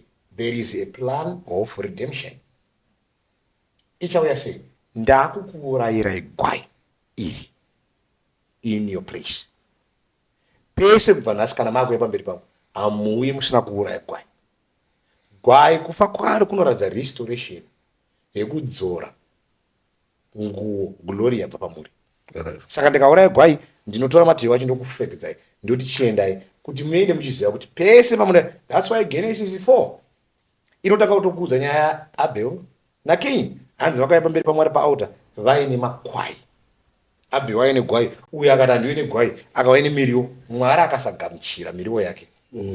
Nekuti Mwari akati panofanira kudeurwa ropa regwai, because ropa regwai rakava a promise. That's why you see even Abraham akaenda kuMount Moriah akuda kuuraya Isaac, akanzi usauraya Isaac, tarira gwai riri muminzwa. Kuti asi Isaac angafira wanhu, pane gwai ratakapromisa from the beginning. Now Jesus was killed by the Jews. Moses came in play. Moses paaka in play akavataurira pamusoro pegwai, because ndo rakanga raurayiwa rairatidza kuti Jesus was going to come in the near future. So ari kuya kuzoitei poziti pane nyaya pari kubvunzwa nemunhu wamwari kuti ko isu Adamu ndiye akatadza. Adamu akatadza, but now paakatadza haana akaregererwa yeye. Why? Because gwai ndo rakafa in his place. So he was told from the Lamb of God you are forgiven. Let me just read this verse and I'll give brother to come in. Exodus chapter 12. Exodus chapter 12, verse 5 and 6. You know, it's important that we also know what we believe. It's very important. I think Very you are important. appreciating it. I'm not just a mere guest. I'm very happy. You're very happy. We are I'm giving very you happy very concrete. Right now, the Passover lamb. This is before Jesus. Listen. Gwayana renyu ngarive chinhu risave nechinhu chisakafanira. Gwayana renyu ramunouraya harifanira kunge rine charinopomerwa mukono, handika muritore pamakwai. Zvikanzi munofanira kutsvaka gwai renyu futi rinofanira kunge mukono, harifanira kunge hadzi, because gwai rakanga richifanira kuzonongedzera Jesu. Saka rinofanira kunge richina charinopomerwa, perfect life. Panonzi napopa Jesus was tempted at all points yet without sin, mubhuku raHebrews. Handika, so panonzi unofanira kunge uri mukono, zvino muri chengete kwairi kusvikira iprofita kusvikira pazuva re14 romwedzi, musi wa14 Nisan. Ipapo ungano yose yavana vaIsraeri ngavariuraye madekwana. So zvikunzi gwai munoritora muri chengeta. Saka panotaura the life of Jesus. Jesu anofanira kunge ari murume. Tadhisimisa ana Jesus of Guruwe, mukadzi weAkawe. Haasiri. Jesu anofanira kunge ari murume. Christianity also in a confusion. My Muslims, these guys, we appreciate them. They are better than us. Even what they talk about Nguruwe no chiwere. You what will Kristu. Nguruwe. Don't confusion. They are not Nguruwe. As in the Kristu. Ndikuri kama visa ndai chiwere. But our Nguruwe wabati. Whether ona ku Middle East, whether ona ku Central Africa, wana kuti ndachini wani. Iwe ne ndisi ne confusion. Munyai. Then, so you see, pana parunzi musi wa14 Nisan gwayana rinourayiwa neungano yose. You read the life of Jesus. He died on the 14th musi wa14 Nisan. Ende akaurayiwa neungano yose. Jesu akafa madekwana. Vesi noti sabata rakuda kutanga. Zuva rovira. Jesus died. He was a perfect lamb of God. Korinto kutanga chapter 7 verse number 5. Inotaura kuti Pasaka yedu yatakabayirwa ndi Kristu. He was our Passover lamb. So Adam na Eve havana kuregererwa chivi chavakaita in person. Vakaregererwa nekutenda kuti in this lamb we are going to be forgiven. That's why John paakaona Jesu pabaptism pool akati tarirai behold the lamb of God. Gwayana raMwari rinobvisa zvivi zvenyika. Ndaverenga Matthew 1 yataura kuti ngiro Gabriel yakati ndiye achaponesa vanhu vako kubva muzvivi zvavo. So Jesus was coming to take away the sin issue here kuti vana vese vanga vachizvarwa kumashuroko, vanga vachizvarwa vaine zvivi. David mubhuku raSamuel anoti ndakaberekerwa mubereko yechivi, mai vanga vakandigamuchira muzvivi. Now mavhesi akashandiswa na Fisher ekuti mwanakomana anga ave nechivi chababa wake anorevei, anotanga kurarama in existence. Iwo sparks kana ukandizvara ini iwo kaba handigoni kupiwa mhosva yako nekuti inini ndinoraramira kuita sarudzo yangu. But patinozvara vana vedu isusu, even tisina kuvadzidzisa kuita zvakaipa, unoona kuti nature yacho yevana ava wasina kutoudzwa unzi panorwiwa panobvutirwa. Ukatengera mwana wako mudiki ane 2 years maorenji ukamupa so ukazomuti ndipo iye asiri atenga anoramba nawo maorenji ane mweya wokunyima uri maari, even asina kuudzwa unzi tinonyima, kubvutirana chikafu kuti in nature of sin iri matiri. Saka in Jesus, why tiri kunzi tigamuchira Jesu? Tiri kugamuchira Jesu so that Jesus kills that nature of sin in us. All right, evangelist. Taura tichidzoka kuna evangelist. Hamusi papulpit pamwe pakanzi awa iri nderenyu ene nderenyu mega. amene mchinga manzwisisawo boys mysteries. Yeah, the mysteries are deep. I don't want to lie. I don't want to lie. The mysteries are deep. Waraiti asida evangelist pane zvataurwa izvi zvawerengwa apa chii chiri mystery pazvinhu izvi hapana chiri mystery. hazvingenda zviri direct izvo. But that mystery contradicts the Bible numerous times. Because the verses I'm reading here, Jesus saying, there is only one God. Deuteronomy saying, there is only one God. Isaiah saying, there is only one God. There are no two gods. There is only one God. But I didn't look Jesu, right? Okay, Tudambovunza evangelist. Let me ask. Okay, maybe Tawita do much about the divinity of Jesus. I think maybe Tabata Stiriki Papa Vaninga Batun's going to say. As Muslims, we don't believe that Jesus is God. He was a human being. Being born miraculous doesn't mean he became God. Adam was also created without a man, without a woman. Eve was created without a woman, only with a man. But Christians, they don't worship him. They don't say they are gods. And there's also Melchizedek in the Bible. I have read about him. I don't know if you know about him. The king of Salem. He's recorded as he doesn't have a beginning and neither end of days. He neither a mother nor a father. I don't know who was he, but he's there in the Bible. Who is greater than Jesus? Because Jesus had a mother. Melchizedek didn't have both the mother and the father.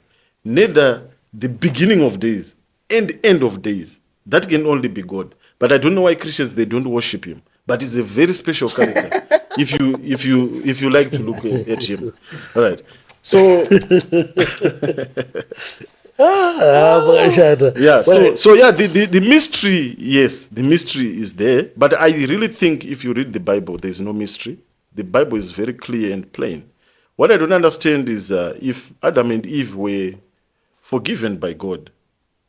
What come no believe here zvokuti pane munoona kuverenga vhesi then pane a revelation pavhesiyo kati munongoitora zvairi makaverenga vhesi mobva matongoti zvayareva ndizvo zvozvo ndakaona nga maman of God mazhinji angona kuverenga vhesi but almost a revelation imwoyo kuti unongosina kumboiona but chinomeka sense chinosangana nevhesi but pachiita sekuti pane mumwe muono amene fanisa mwasodzosva ndikutaura pane mumwe muono wanotanga kuti uona uchimeka sense so but usiriwo like the way arakanyorwa naro.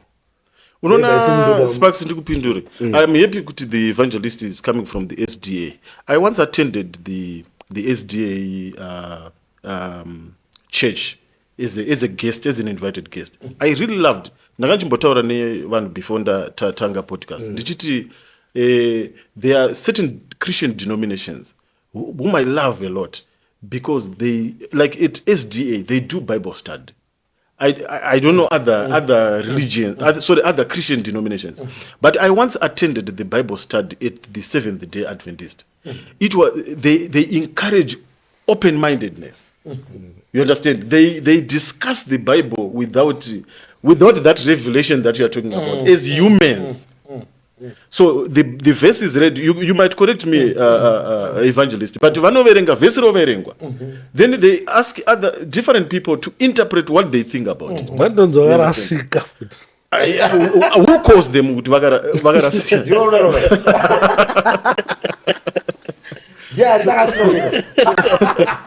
So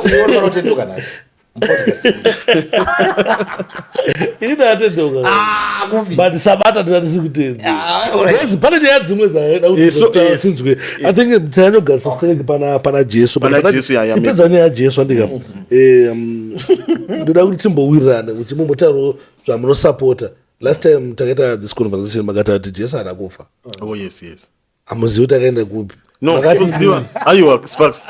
Ndozvambotaurwa Bible kuti Sparks uri kuziva kuti magwaro hatina kuti hatizive zvaro makati imimi munhu akaroverwa pamuchinjikwa achinzi Jesu haasi Jesu makati zvandakataura inini ndezvekuti ukaona the crucifixion or the crucifixion. So inini I think is CTION. it was fiction. Well, Crucifixion, as in, because the crucifixion, as it was during that time of Majus, a thief or a false prophet was supposed to be nailed on the cross. Because kuroerwa muchinji kwachaiva chinhu chakashoreka. An accursed person was supposed to be nailed and die on the cross. That is crucifixion. They will kill you on the cross. So we Muslims, we believe that Jesus was a true prophet of God. And also, when the Jews plotted to kill him, he went into the Garden of Gethsemane with his disciples, hiding, fleeing from the Jews. And he prayed to God. 3 times coming to the disciples, according to the Gospels, achichema, achidikitira, ziya rinenge ropa, he didn't want to die. If a prophet of God prays to God for God to deliver him from the calamities of his enemies, God will answer the prayer. So Jesus prayed to God kuti handisi kuda kufa, mukombe uyu ngaundipfuure, kusave kuda kwangu asi kuda kwenyu. We believe as Muslims that God answered that prayer. He was not killed on the cross. That's what the Quran says. So I want to read the Quran, what the Quran says, right. So the Holy Quran states in Surah 4, chapter 4, 157, if you read the Quran, it's online, you can search it online. So this is what it says. That Jesus was not, okay, and their Jews boasting, so the Jews were boasting, that we killed Messiah, Jesus, the son of Mary, the apostle of God. But they, the Jews, they did not kill him, nor crucified him.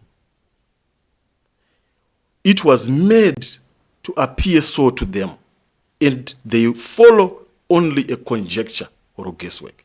So this is what the Quran says. And the Quran, as I have told you last time, is not a book of history. So this is a revelation that came from God, and we say, we believe and we accept that Jesus didn't die on the cross.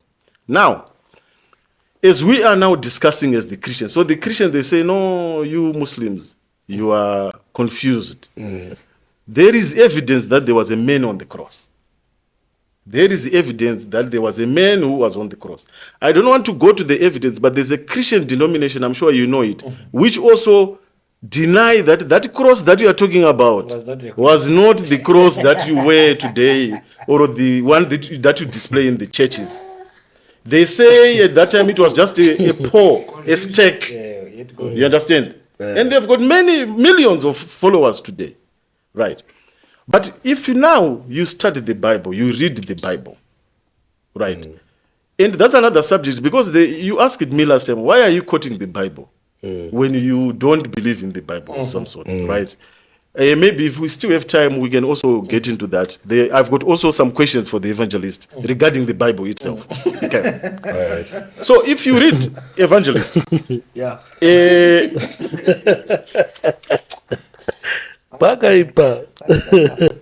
so we believe that the prayer of Jesus was answered. You didn't die on the cross. There is also a prophecy. You know, the evangelist, you must correct me. There is okay, the Christians say when Jesus died on the cross during that day, more than 300 prophecies from the Old Testament were fulfilled. But there is one prophecy that I want to ask. So I don't know if I can quickly find it. But they came, the Pharisees, asking Jesus that we have been with you for a long time. We want a sign. They demanded a sign from Jesus that we want you to give us a sign that you are the Messiah. And Jesus rebuked them and says, you evil and adulterous generation, you ask for a sign. No sign shall be given to you except the sign of Jonah. Right?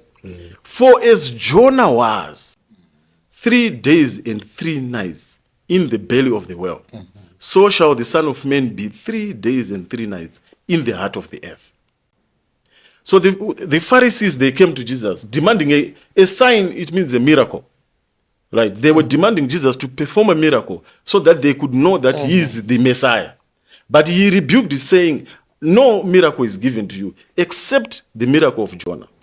So now, I want us to go back to the book of Jonah.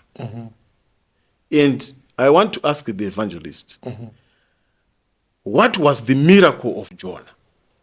What miracle did Jonah perform that was being referred to by Jesus? Okay. So what I think now, that this is my proof that Jesus did not die on the cross. On the cross. When Jonah was sent by God to Nineveh, right? I think we all know the story of Jonah from Sunday school. I learned it from my Sunday school days when I was at Anglican church. So Jonah was sent to Nineveh to preach to the Ninevites. But because the Ninevites were hard nuts, I think in the language of today, we say they were hard nuts, isn't it? They were a very difficult people. And so Jonah decided to run away from God. But you can't run away from God. If God calls you, am I right, evangelist? If God calls you can't run away from God. God will always have a way to catch up with you. So Jonah now, akapinda mu ship. Yaenda ku Tarshish, Joppa. So he boarded the ship to Tarshish. And the storm came. So the people in the boat, he volunteered Jonah kuti no, inini ndine mhosva pana. Ndikutiza Mwari. So if you people do not throw me, you must throw me overboard. Because if you do not do that, we are all going to sink here. So the people took him and threw him into the raging sea. And he was gobbled by I think a big fish, a whale. Okay. So my question is, if you throw someone into the raging sea, what do you expect? You expect that person to die. If that person doesn't die in a raging sea, it's a miracle. And then the fish comes and gobbles Jonah. Alive, he was alive. 3 days and 3 nights in the heart of the ship, suffocation and heat, Obviously, you expect a man to die. But we hear in that book that Jonah was praying to God. He was in distress. He was alive. For 3 days and 3 nights, he was alive. And the whale vomited him in the shores of Nineveh, alive. That's a miracle. That's a sign that Jonah was a prophet of God. And he was with God. Because if it was just an ordinary man like me, I was going to die. So if Jesus said that is the miracle that you are going to see, but we say that Jesus was dead 3 days and 3 nights in that tomb, is that like Jonah or unlike Jonah? Evangelist. Is that like Jonah?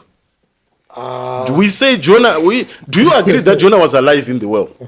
You agree? And you say Jesus was dead in the tomb for 3 days and 3 nights. Is that like Jonah or unlike Jonah? I know. I think it may be. So, I'm talking about kuti brother Fisher. Wari kubvuma here kuti Jesu. Ndazonange. Wari kubvuma here kuti Jesu pamuchinjikwa akaenda.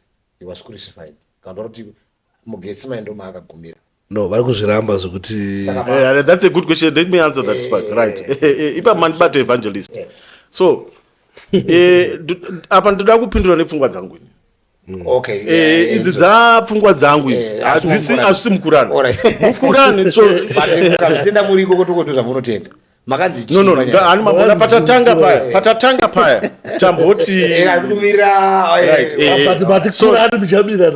kurani ndomira naro ndozvandaverenga vhesi rekurani marinzwisa rati the Jews are boasting even up to today. They boast that Jesus was a false prophet.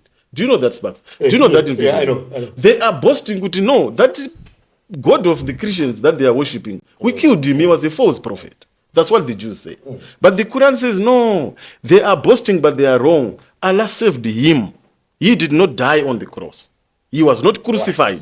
Good. So he was not crucified. Good. So this is what the Quran says. Haana kufa. And arina ma details of what happened, because the Quran does not speak of history of what happened and everything. So you want to give us Zhandinofunga ini now from the Bible now. And these are my questions to say, okay, if the Quran says he didn't die, but the Christians in the Bible are saying he was crucified, let me analyze the Bible and see what was he talking about. So he gave them this sign that I will be like Jonah.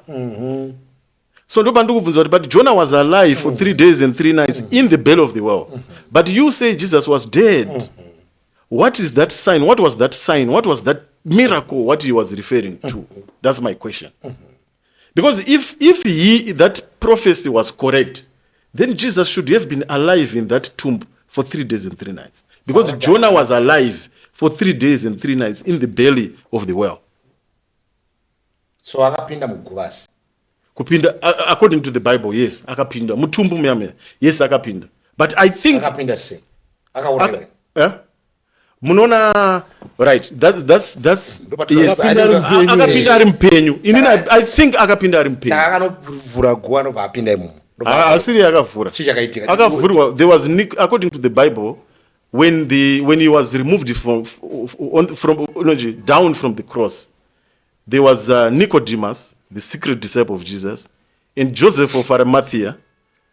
They took his body and went with it, and they marinated him with 250 pounds of medicines, and they wrapped him with cloths. It was not a grave. I believe he was alive. So because according to the prophecy that he said, I will be like Jonah. Okay. He should have been alive. Okay. Or else he was lying. Because he said, for as Jonah was 3 days and 3 nights, but Jonah was alive. I can't be lying because Quran is confirm about it. So Quran is inspired. Quran is so this is interesting, yes, Pax. It's an interesting podcast. Okay. Can we come in? Yes, please. It's a question to you, Evangelist. What was that sign? I don't know if you know that verse, but I'm sure you know that verse. I know that verse. Matthew chapter 12, the sign of Jonah. Matthew chapter 12. Okay, Sparks. Brother, I think it's interesting. I think one of my Muslim. This is actually powerful when you check how we've confessed so far. We're just sharing ideas, and I think it's powerful. That's one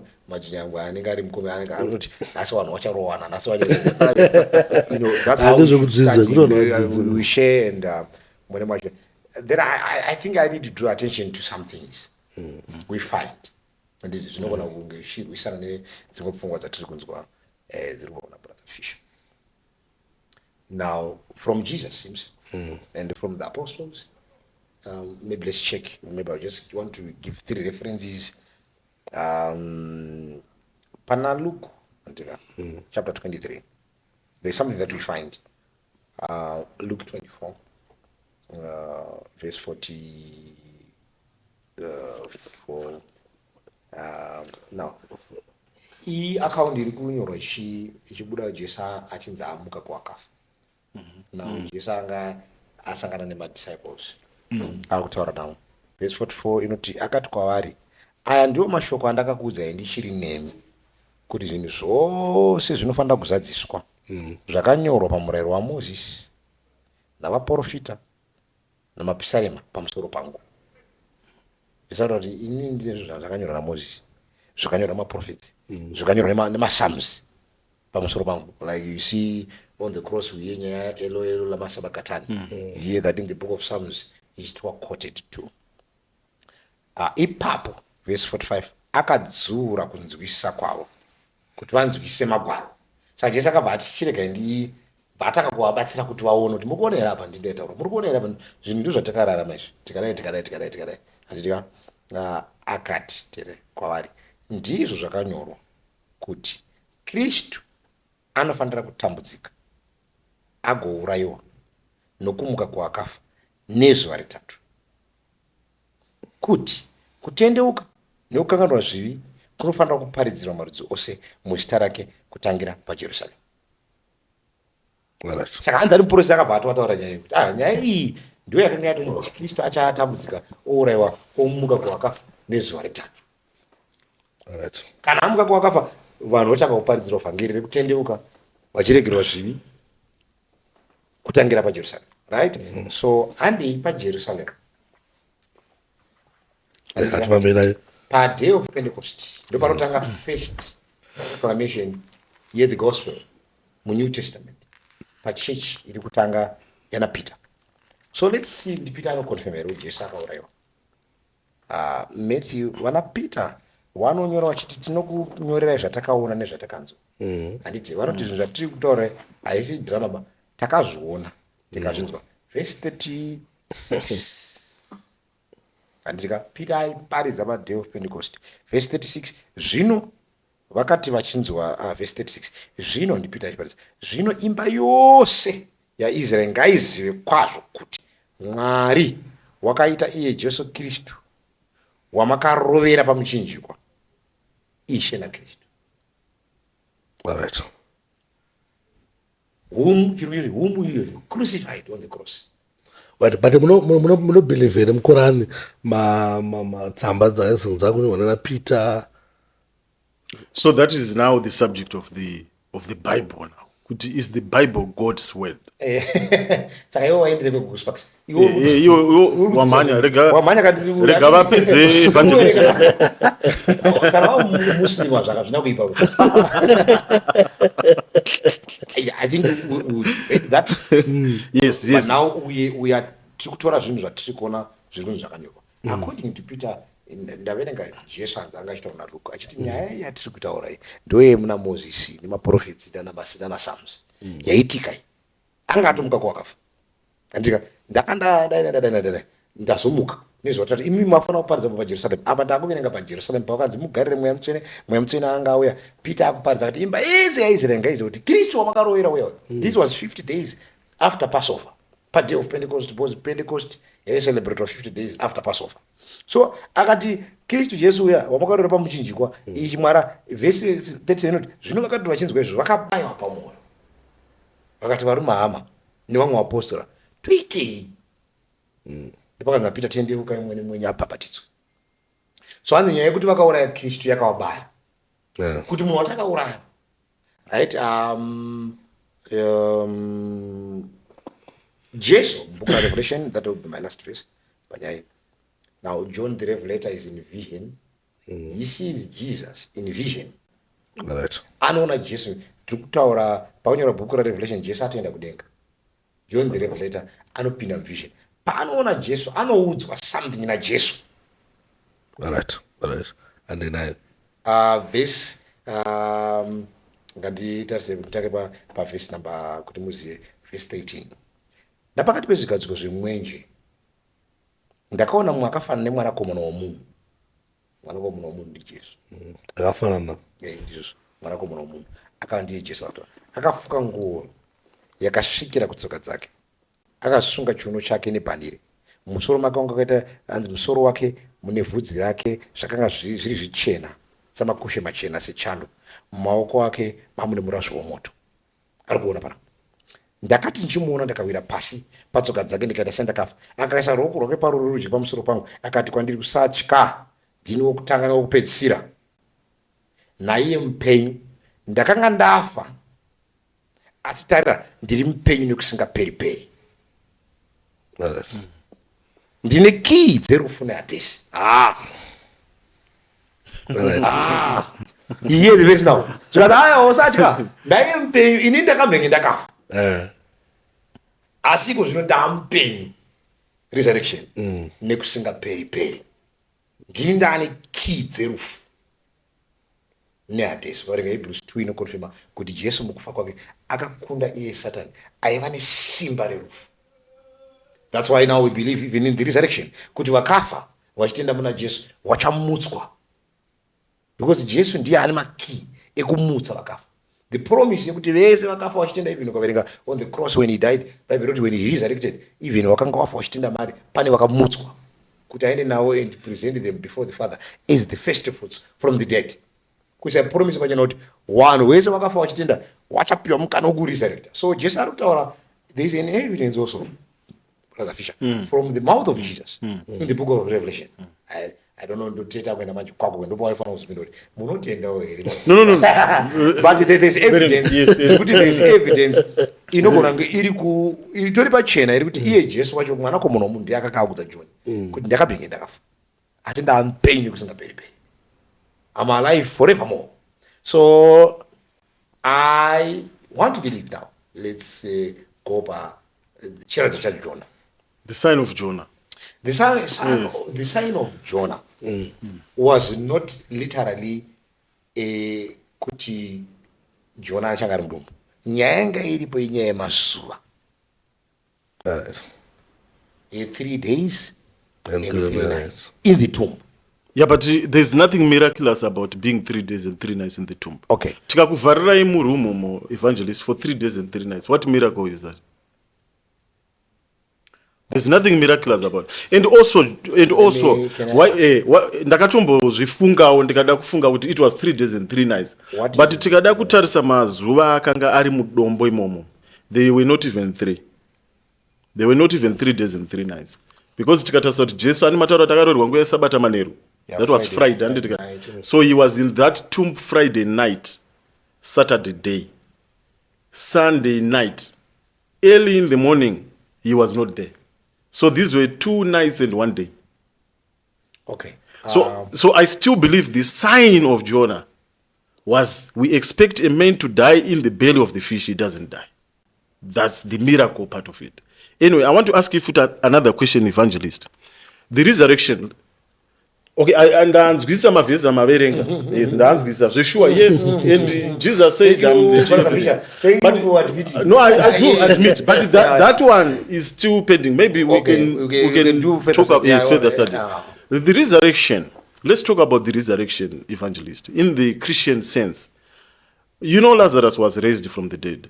I think if we count, Google about Google Gemini, it told me that there are 8 people in the Bible that were resurrected, right?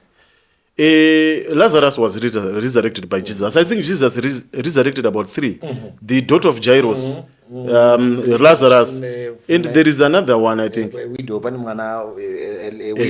Exactly, a widow. Exactly. So there are about 3, including vakazomuka pa akanzi afa. So they were planned that way, right? Tell me about the resurrection, evangelist. Paticha afa isusu. Teacher, like for example, obviously, I don't know when Jesus is coming back. We also believe in the second coming. Oh, yes, Muslims. Yes, as Muslim, we do believe that Jesus. Yes, we believe he's coming back. Do you believe in the second coming? Ende mazuva atapedyo mandi wazasunguzia mazuva apedyo. So there are people who died thousands and thousands of years ago. When they are going to be resurrected, in what bodies are they going to come about? Okay. Yes. That's powerful. That's a question yandida kubvunza, ndida kuzobata pa resurrection ya Jesu kuti tinzwise kuti body yakamuka nayo ndiyo here body ichazomuka ine vanhu vakafa 1,000 years ago and all these people are dying. I want you to explain to me about the resurrection. I think resurrection yatiri kutaura nezvayo. It's not a resurrection yakafanana neresurrection yakaitwa muperiod ya Jesu ni vamwe vatinoziva vakaresetwa before even ana Elijah. We know ana Elijah vakaresurrecta even the Shumanite woman akamutsira mwana wake. We know Peter akamutsa Dorcas. Yes. Akangafa kune uya futi akakandwa muguwa mapfupa akabatana na Elijah. We know of Eutychus akamutswa na Paul. There was a resurrection also yakaitwa na Paul. Resurrection is dzinosiyana neresurrection yatiri kutaura the final resurrection inoitwa najesu, because resurrection idzi dzakaitwa dzanziri dzekuti munhu adzoke panyika inei. Okay. And vanhu vakazofa futi. You see, but resurrection yatiri kutaura ndeyekuti kana munhu amutswa ari kuponeswa ari kumutswa achienda unogara in the heavenly places. Saka in the heavenly places hamugoni kupinda chinoora, because po anoti kusho kudenga handi zvinoora. So I want to read what will happen, because po anoti it's a mystery also.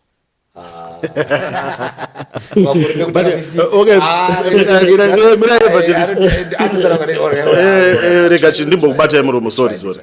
Evangelist, ndoda kuti munditsanangurire kuti because Paul anotaura iye kuti the resurrected body is a spiritualized body.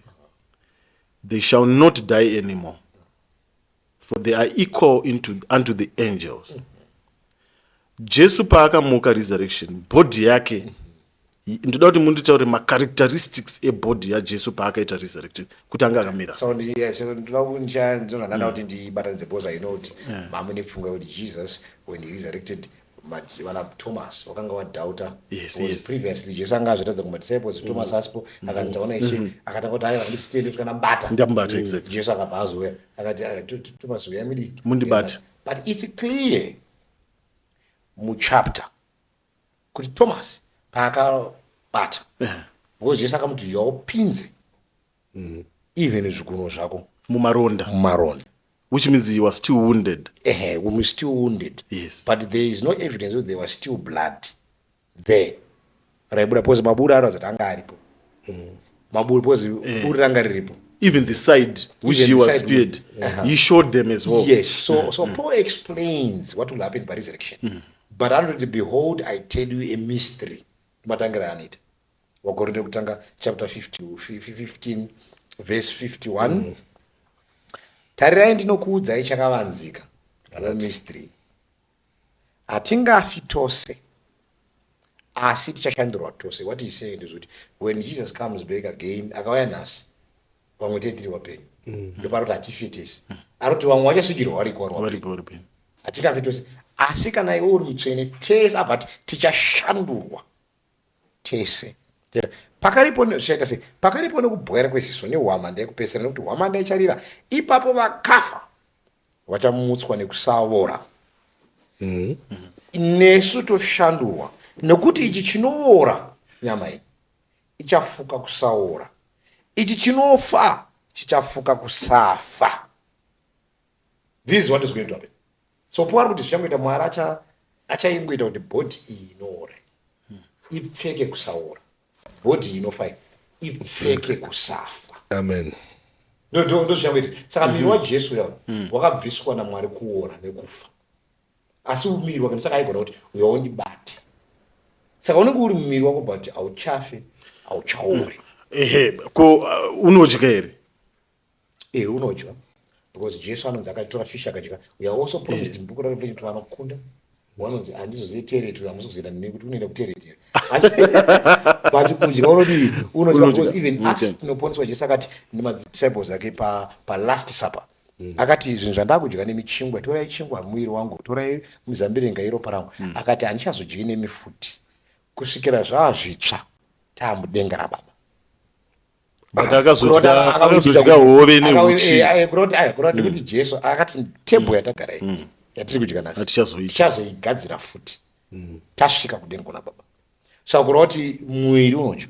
Ukaverenga Psalm 78 inotaura nyaya yemaangels kuti vanhu vakapiwa mana murenje, inoti vakapiwa mana vakadya chingwa chevatumwa, vakadya zviyo zvokudenga. Kuroti there is food in heaven. But handizizve matoilet. Aiwa, chese chinotoenda kutoilet. I think because of time here, I'm 2 hours cooler down.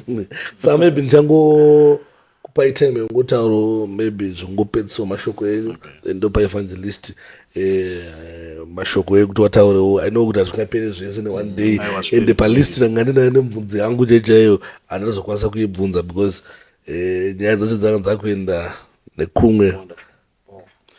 Asi zvichitibatsira Mwari achitiitira zvakanaka, ala achitiitira zvakanaka. Saka ndinopa mukana wekuti muhamiro zvamungade kungotaurawo mashoko mashoma muzvara nhasi munhu atonoona kudaidzai futi. Aiwa, ndinotenda Sparks and I thank Evangelist Marufu for his time. I'm so honored to be with him. He's a man that I respect a lot. I revere him a lot. I actually follow his Facebook page. He's got very amazing teachings, especially to young, weak men of today. So it's very refreshing that we still have men of God and evangelists that are still talking about morals, which is actually very important for our society. As well as these discussions, it's not about competition. We are not fighting. It's learning. I'm also learning. I love the way he understands the Bible, and obviously I'm also learning. So, Evangelist, thank you very much for accepting me, a Muslim. Amen.